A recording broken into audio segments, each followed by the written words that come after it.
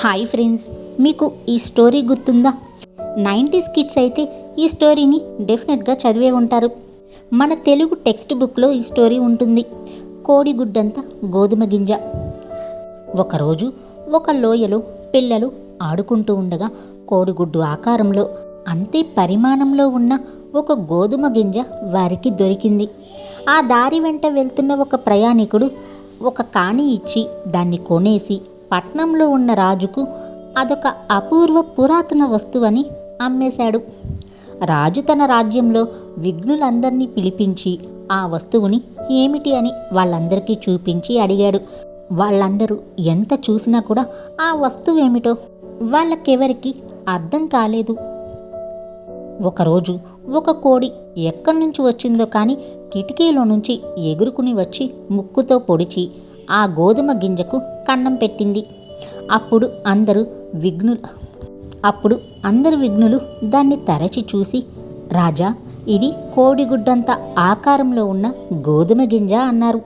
అది వినగానే రాజుగారు ఆశ్చర్యపోయి ఆ విఘ్నులందరితో అలాంటి గోధుమ గింజ ఈ రాజ్యంలో ఎక్కడ పండుతుందో తెలుసుకోమని ఆదేశించాడు. గ్రంథాలన్నీ తిరగేసి తలలు బద్దలు కొట్టుకున్నా వారికి ఏం దొరకపోవడంతో వారందరూ రాజుగారి దగ్గరకు వచ్చి, ప్రభు, ఎన్ని గ్రంథాలు తిరగేసినా కూడా మాకు ఆ ప్రదేశం సంగతి తెలియలేదు. మనం రైతులనే అడగాలి. బహుశా వారిలో ఎవరికైనా వారి తల్లిదండ్రుల ద్వారా ఇలాంటి గోధుమ గింజలు పండే ప్రాంతం గురించి తెలిసి ఉండవచ్చు అన్నారు. వెంటనే రాజు తన రాజ్యంలో బ్రతికున్న అత్యంత ముసలి రైతుని వెతికి తన ముందు హాజరుపరచాలని చెప్పారు. వెంటనే ఒక వయసుడికి నడుం వంగిపోయి పళ్ళన్నీ రాలిపోయి 2 కర్రల ఊతతో కష్టం మీద నడవగలిగే ఓ ముసలి రైతుని సైనికులు ఆయన ముందు హాజరుపరిచారు. రాజుగారు ఆ గోధుమ గింజను ఆ రైతుకు చూపించారు. తన చూపు బాగా మందగించడంతో ఆ రైతు అదేమిటో తెలియక చేతుల్లోకి తీసుకుని తడిమాడు. ఆ తరువాత రాజు ఆ రైతుతో, ఇలాంటి గోధుమ గింజలు ఎక్కడ పండుతాయో నీకు తెలుసా? నీవెప్పుడైనా పండించావా అని అడిగాడు. కానీ చెవుడితో బాధపడుతూ ఉండడం వల్ల అతి కష్టంతో రాజుగారు అడిగిన ప్రశ్నను అర్థం చేసుకుని, ప్రభు, ఇలాంటి గోధుమ గింజలు నేనెప్పుడు నాటను లేదు, పండించను లేదు. అసలు నేను చూడనే లేదు. బహుశా మా తండ్రి గారికి ఏమైనా తెలిసే అవకాశం ఉంది అన్నాడు. వెంటనే రాజుగారు ఆ ముసలి రైతు తండ్రిని హాజరుపరచమని ఆదేశించారు. ఒక చేతి కర్ర సహాయంతో నడుస్తూ ఆ రైతు తండ్రి రాజసభలోకి వచ్చాడు. రాజు అతనికి ఆ గోధుమ గింజను చూపిస్తూ, నీవేమైనా ఇలాంటి గింజలు మన రాజ్యంలో ఎక్కడ పెరుగుతున్నాయో చెప్పగలవా? నీవు ఇటువంటి గింజల్ని ఎప్పుడైనా తెచ్చావా? నీ పొలంలో ఎప్పుడైనా నాటావా అని అడిగాడు. ఆ వృద్ధుడికి కొంచెం చెవుడు ఉన్న కొడుకు కన్నా వినికిడిలోనూ చూపులోనూ కాస్త నయమే.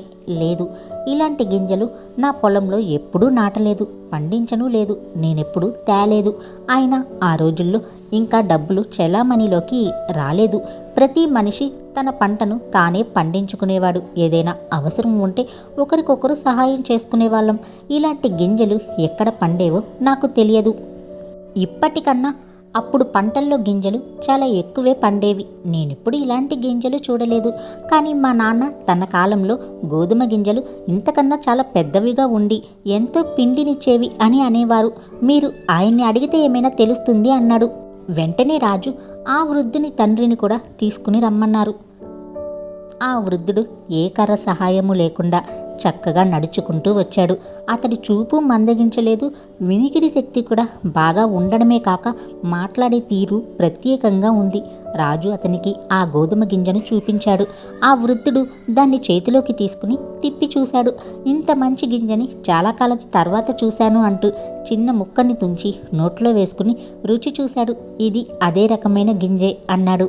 వెంటనే రాజు, చెప్పు తాత, ఎప్పుడు ఎక్కడ అలాంటి గింజలు పండించబడ్డాయి? మీరెప్పుడైనా అలాంటి గింజలు తీసుకుని వచ్చారా? మీ పొలాల్లో నాటారా అని అడిగాడు. ఇలాంటి గింజలు మా కాలంలో అన్ని చోట్ల పండేవి.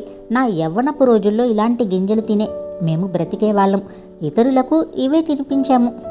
ఇలాంటి గింజలే నాటి పంటను పండించేవాళ్ళం అన్నాడు ఆ వృద్ధుడు. వెంటనే రాజు, తాత, చెప్పు, మీరెక్కడైనా కొనేవారా లేక వీటిని మీరే పండించేవాళ్ళా అని అడిగాడు. వెంటనే ఆ వృద్ధుడు, మా రోజుల్లో రొట్టెను కొనడం అమ్మడం వంటి పాపపు పనులు చేసేవాళ్ళం కాదు.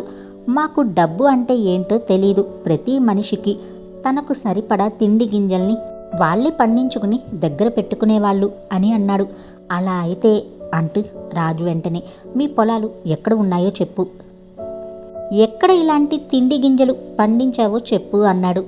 వెంటనే ఆ వృద్ధుడు, నా పొలం దేవుడి భూమి, నేనెక్కడ నాగలితో దున్నితే అక్కడే నా భూమి. ఏ మనిషి ఇది నా సొంత భూమి అని అనేవాడు కాదు. శ్రమ ఒక్కటే తమ సొంతం అనేవారు ఆనాటి ప్రజలు అని తాత అనడంతో, నా మరో 2 ప్రశ్నలకు జవాబు చెప్పు తాత అని రాజుగారు అడిగాడు. మొదటి ప్రశ్న, అప్పుడు అలాంటి గింజలు పండించిన భూమి ఇప్పుడు ఎందుకు పండించటం లేదు? రెండవ ప్రశ్న, ఎందుకు నీ మనవడు 2 కర్రల ఊతంగా చేసుకుని నడుస్తున్నాడు, నీ కొడుకు ఒకే కర్ర ఊతంగా చేసుకుని నడుస్తున్నాడు, నీవు మాత్రం ఏ ఊతం లేకుండా నడుస్తున్నావు? నీ కళ్ళు కూడా కాంతివంతంగా ఉన్నాయి, నీ పళ్ళు గట్టిగానే ఉన్నాయి, నీ మాట్లాడే తీరు స్పష్టంగా వీణుల విందుగా ఉంది. మనుషుల్లో ఆ గుణాలన్నీ ఇప్పుడెందుకు ఇలా లేవు, ఎందుకు ఇలా మారిపోతున్నాయి అని అడిగాడు.